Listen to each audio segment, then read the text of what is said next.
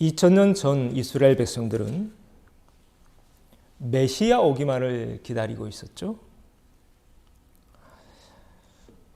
그렇다면 오늘날 우리에게도 여전히 메시아가 필요할까요?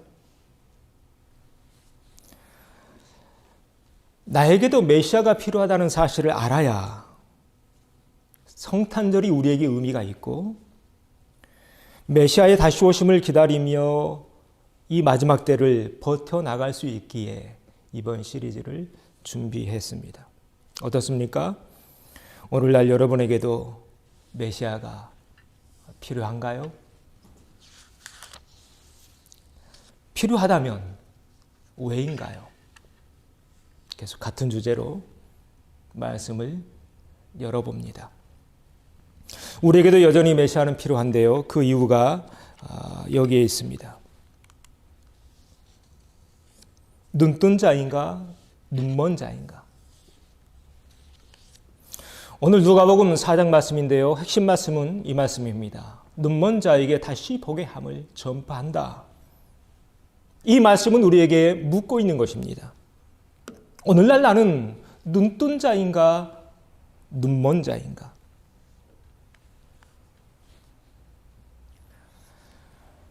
심령 용어 가운데 부주의 맹시라는 개념이 있습니다. 이게 무슨 얘기냐면 어떤 한 가지에 몰두하다 보면 주변에 있는 것들이 보이지 않는다라는 그런 의미입니다.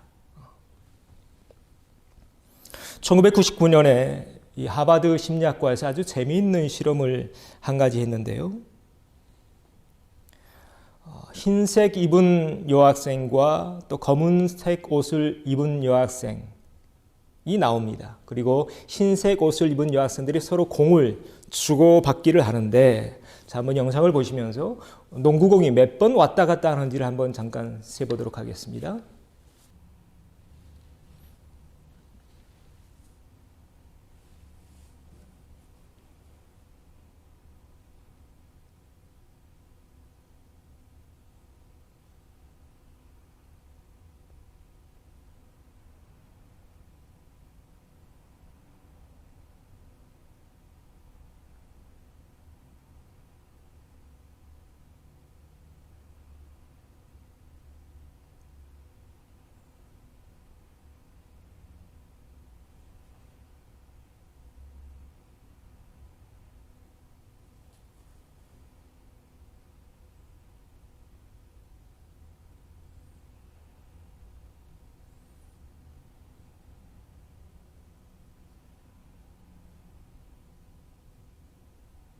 네, 세보셨나요?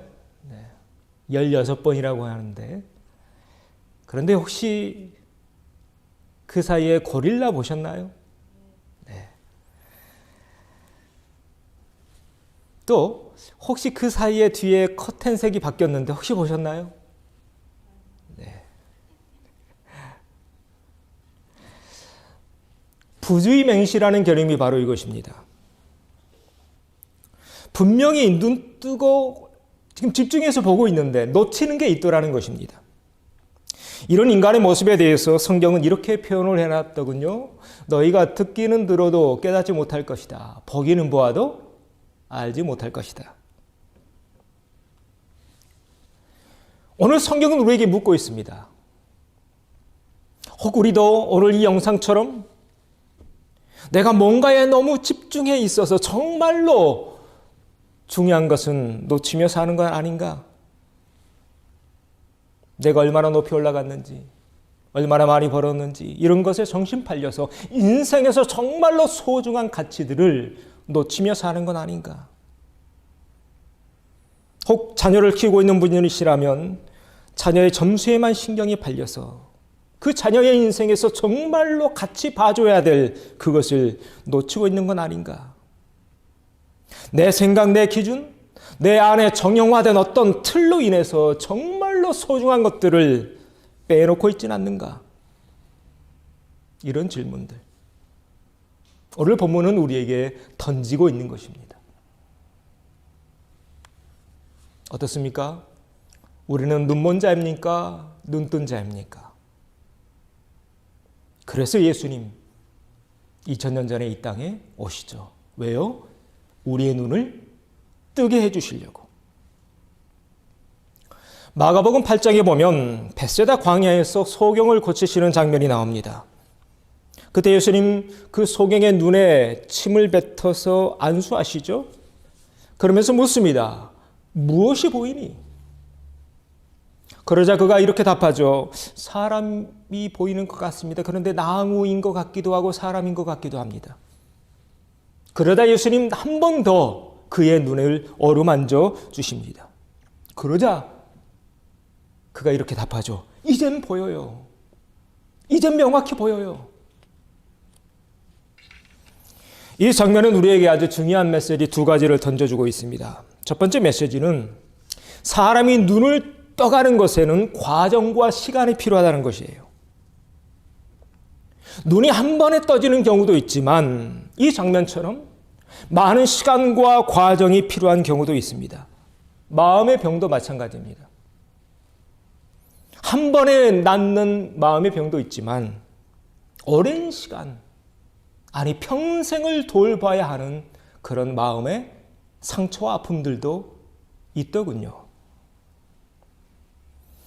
중요한 것은 계속 예수님과의 만남이 이어져야 한다는 것입니다.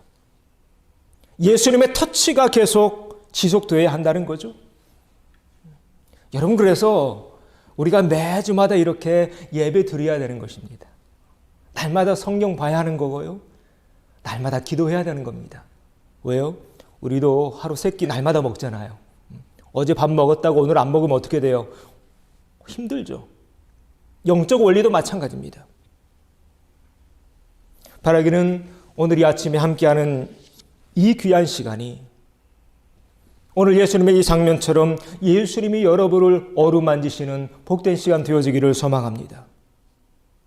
우리가 함께 신앙생활하는 이 과정과 시간을 통해서 우리의 어두웠던 눈이 점점 밝아져가는 그런 역사가 이어져 가기를 소망합니다. 이 장면이 주는 또 다른 의미가 있는데요. 뭐냐면 점점 보여줘야 돼요. 자, 그러면 이 사람, 이 소경 점점 무엇이 보여주고 있었을까요? 네, 그가 고백하죠. 사람들이 보여주기 시작합니다. 여러분, 이게 중요합니다. 예수님 우리 인류의 눈을 뜨게 해주시는데 뭐가 보여야 돼요? 사람들이 보여야 합니다. 나무라는 비인격체가 아니라 사람이라는 인격체가 보여져야 한다는 것입니다. 사랑하는 형제자매 여러분, 이것이 기독교입니다. 우리가 예수님 바라보면, 예수님 보게 되면, 그래서 눈 뜨게 되면 점점 보여지게 되는 겁니다. 뭐가요? 사람이요. 제일 먼저 보여지는 것은 나라는 사람입니다. 내가 어떤 존재인지, 나는 어디로 와서 어디로 가는지, 이 100년도 못 사는 짧은 인생 속에서 내가 무엇을 추구하며 살 것인지, 내가 그렇게 반응하는, 그렇게 사는 이유가 무엇인지, 알면서도 계속 넘어지는 이유가 무엇인지, 아직까지 해결을 받지 못한 내 상처 쓴뿌리들이 무엇인지, 나 자신이 점점 명확히 보여지는 것입니다. 여러분, 이것이 신앙입니다. 바라기는 우리도 이렇게 예수님과 함께하는 이 신앙의 여정을 통해 나 자신이 더욱 명확히 보여지는 이 귀한 기적을 체험하는 저와 여러분 되어지기를 소망합니다. 그런데 이렇게 예수님 만나게 되면 나 자신이 보여지게 되는데요. 나만 보는 것으로 끝나지는 않습니다.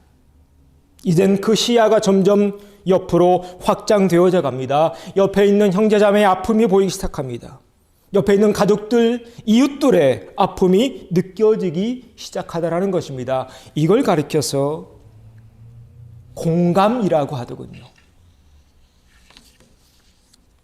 그래서 이 장면 마지막 부분으로 가보면 이제 이 소경을 보내시는데 어디로 보내시나요? 그 사람을 집으로 보내십니다. 여러분, 왜 예수님 이 소경이 눈 뜨게 되죠. 눈 뜬 뒤에 그를 집으로 먼저 보내셨을까요? 이유가 있습니다. 그가 지금 앞을 못 보는 소경으로 사는 그 시간, 그 모든 고통, 그 모든 어려움, 가족들이 가장 힘들었기 때문입니다. 제일 먼저 회복해야 될 천국은 다른 곳이 아니라 바로 우리 가정에서부터 시작돼야 하기 때문에 예수님 집으로 보내신 것입니다. 확실히 믿기는 우리 한 사람 한 사람이 예수님 만나서 눈 떠가는 그런 삶을 추구하게 될 때 우리 가정은 점점 아름다운 살만 나는 천국으로 바뀌어 가게 될 줄로 믿습니다. 예수님 이를 위해 오셨습니다. 우리의 눈을 뜨게 하시려고. 자, 이제 좀 더 깊이 들어가 보죠. 그러면 구체적으로 눈을 뜬 삶은, 눈뜬 삶은 무엇이고 그것이 어떻게 가능할까? 오늘 마지막 나누고 싶은 주제는 그러면 어떤 삶이 눈뜬 삶이고 어떻게 해야 내가 눈을 뜨게 될 수 있을까? 눈을 뜨게 되는 또 다른 장면이 요한복음 9장에 나오는데요. 날 때부터 소경된 자가 나옵니다. 그런데 이 사람을 두고 옆에 있는 사람들이 이런 말 저런 말 많이 하죠. 아, 저 사람 지금 눈이 안 보이는 것은 부모의 죄 때문이야. 어떤 사람은 아니야. 쟤가 잘못해서 그래. 천벌받아서 그래. 이런저런 말이 돌고 있었습니다. 굉장히 힘들었겠죠. 앞 못 보는 것도 힘든데 옆에서 그런 말이 들리면 얼마나 더 힘들었을까요? 그 당시 모든 사람들이 그렇게 생각하고 있었습니다. 이건 누군가의 죄 때문이야. 부모의 죄이든 자신의 죄이든. 그런데요, 요한복음 9장에 보면 예수님 어떻게 하시던가요? 예수님 단 한마디도 이것이 그의 죄 때문이다, 그의 부모의 죄 때문이다, 이런 말씀하지 않으셔요. 그 누구도 이 소경의 아픔에 공감해 주지 않고 있을 때 예수님 조용히 그의 곁에 다가가셔서 그를 어루만지십니다. 그리고 그의 눈에 진흙을 발라주시죠. 그러면서 딱 한 말씀 하십니다. 실로암 못에 가서 씻어라. 사랑하는 형제자매 여러분, 저는 이것이 기독교라고 믿습니다. 무슨 말씀이냐면 입만 열면 함부로 판단하고 정죄하는 것, 이건 기독교가 아닙니다. 혹 주변에 그런 분이 있다면 죄송하지만 그분은 예수님을 잘못 믿고 있는 사람입니다. 이 장면에서 보십시오. 예수님 그에 대해서 이래라 저래라 이런 말 저런 말 하시던가요? 그렇지 않습니다. 그런데 우리는 너무나 자주 그런 얘기를 듣습니다. 네가 지금 그렇게 된 것은 네 과거의 죄 때문이야. 아니면 네가 지금 기도를 안 해서 그래. 네가 뭐 하나님 잘못 믿어서 그래. 여러분, 이 소경 유대인이죠. 유대인인데 유대인인 이 소경 하나님 모를까요? 그가 회개하지 않았을까요? 그가 기도하지 않아서 이렇게 된 걸까요? 아닙니다. 그리고 그것은 우리가 이래라 저래라 말할 수 있는 그런 범주를 벗어납니다. 오늘날 우리 기독교가 욕먹는 것은 2000년 전 소경을 앞에 두고 이런 말 저런 말 좋아하기를 일삼았던 그런 수준을 벗어나지 못한 사람들이 여전히 교회에 너무 많기 때문이 아닌가.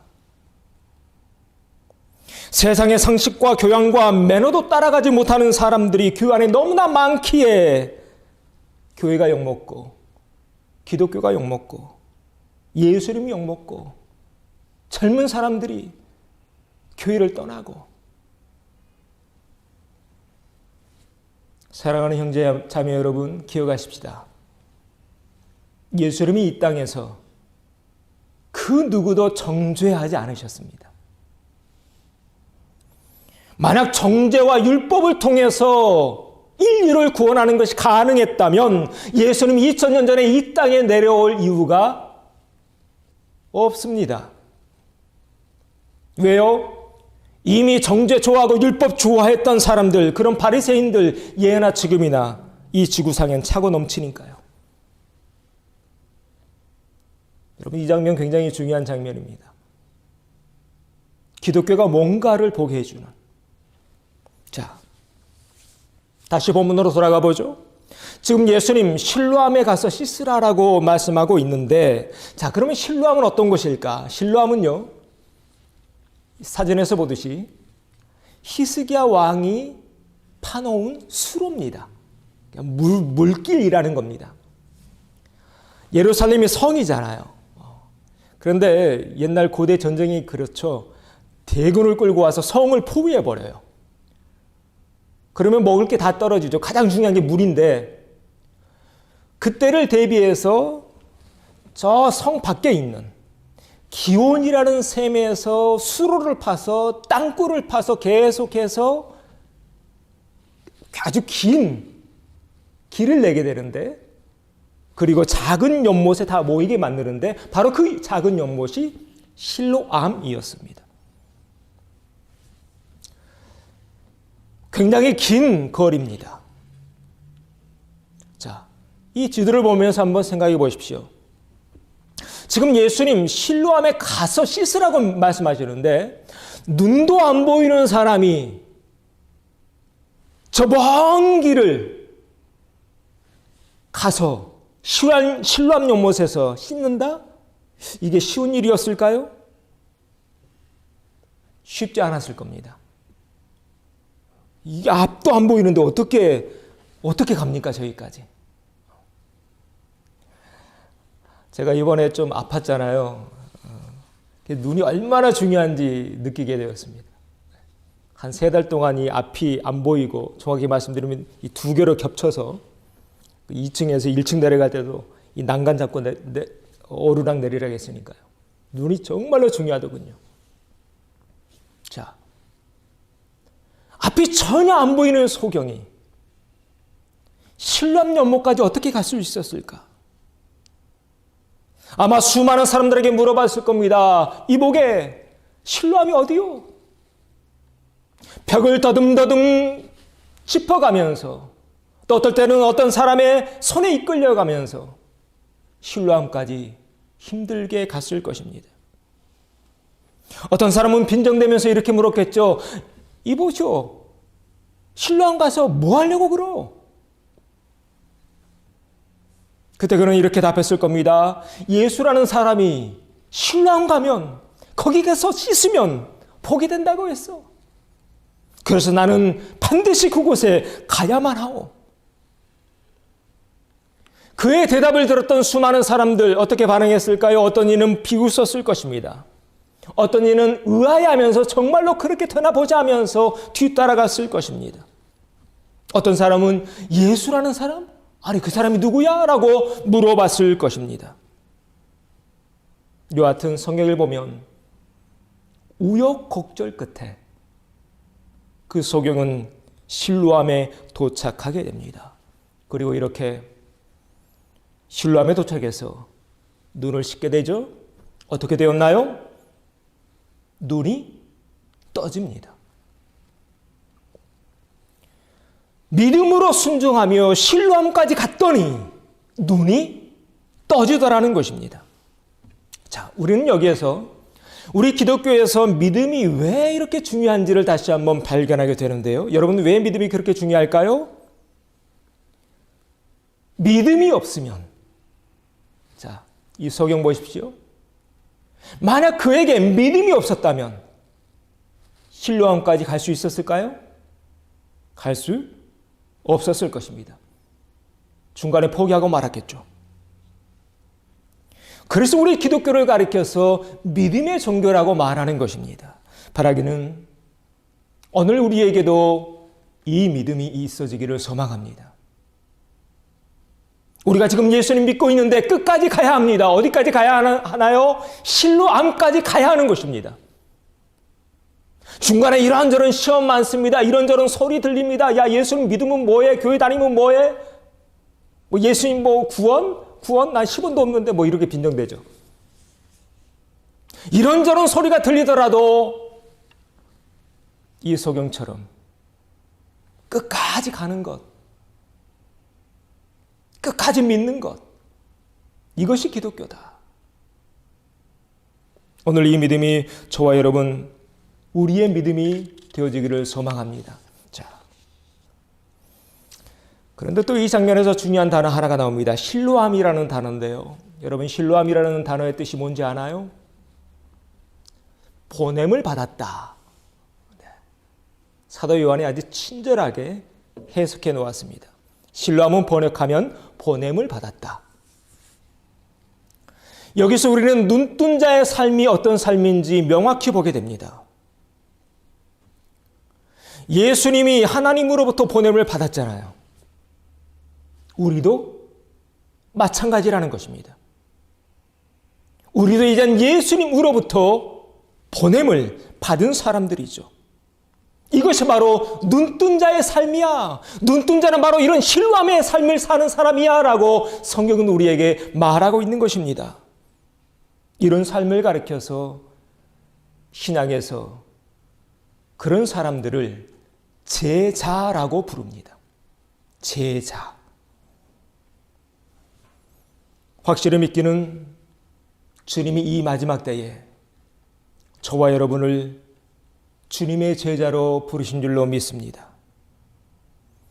우리를 이 마지막 때의 제자로 부르셔서 각자의 삶의 자리로 보내셨습니다. 이 귀한 사명 끝까지 감당해 나가는 우리 모든 식구들 되시기를 바랍니다. 그래서 우리는 지금 이 과정 속에 있는 것입니다. 오늘 이 소경이 터듬터듬 거리고 넘어지기도 하지만 끝까지 실로암까지 도착했듯이 우리도 지금 실로암을 향해 가고 있는 것입니다. 내가 그렇게 실로암을 향해 가는 그 과정 속에서 내가 그렇게 터듬터듬 거리고 넘어지기도 하지만 힘들게 실로암까지 가는 그 과정을 내 주변에서 내 가족들이 보고 이웃들이 보고 있는데 그 중에 그 누군가가 은혜를 받는다면, 그 누군가가 도전을 받는다면, 그 누군가가 인생을 다시 한번 생각해 볼 수 있는 그런 시간이 나를 통해서 주어진다면 이 얼마나 기쁜 일일까요?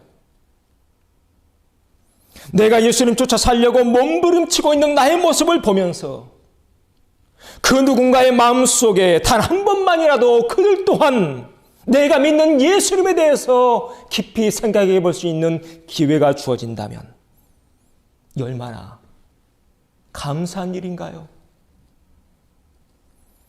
내가 예수님을 따라가고 예수님을 닮아가는 그 모습 내 자녀들이 보고 있고 내 손주들이 보고 있는데 그들의 마음속에 엄마 아빠가 믿고 있는 예수님, 할머니 할아버지가 믿고 있는 그 예수님에 대해서 한 번만이라도 진지하게 생각해 볼 기회가 주어진다면 이 얼마나 보람된 일인가요? 실로암은 바로 그런 의미를 담고 있는 단어입니다.